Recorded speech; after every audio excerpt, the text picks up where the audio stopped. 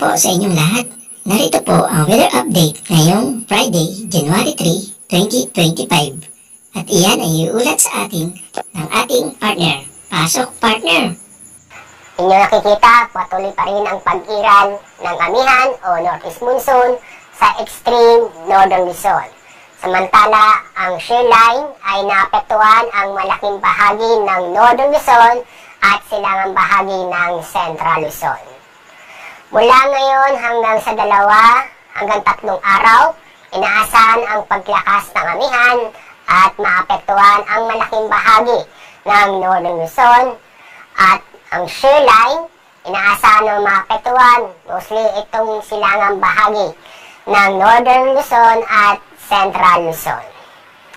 At nyo nakikita, wala po tayo namomonitor na low pressure area o bagyo sa Dagat Pasipiko at ganun din sa loob ng ating Philippine Area of Responsibility.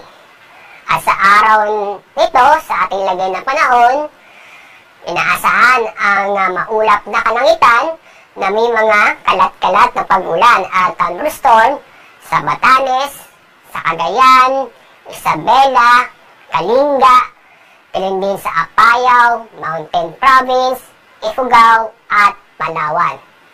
Kaya paalala sa mga kababayan po natin sa mga nabanggit na lugar, patuloy pa rin tayong mag-ingat dahil sa mga pag-ulan na posibleng magdulot ng pagbaha o pagbuho ng lupa.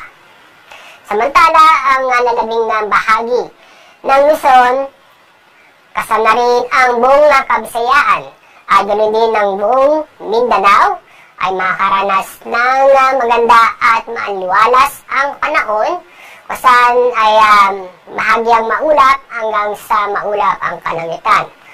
Maliban sa mga isolated mga pag-ulan o mga biglaang buhos na ulan.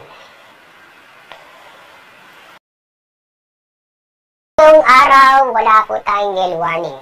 Pero paalala na mag-ingat pa rin ating mga kababayan na babalak pumalaot sa ating mga karagatan, lalong-lalo na sa mga baybaying dagat sa northern Luzon.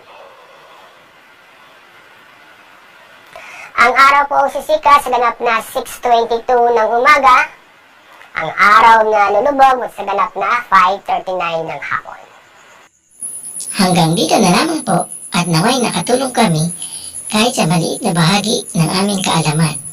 Bye-bye and see you on my next weather update.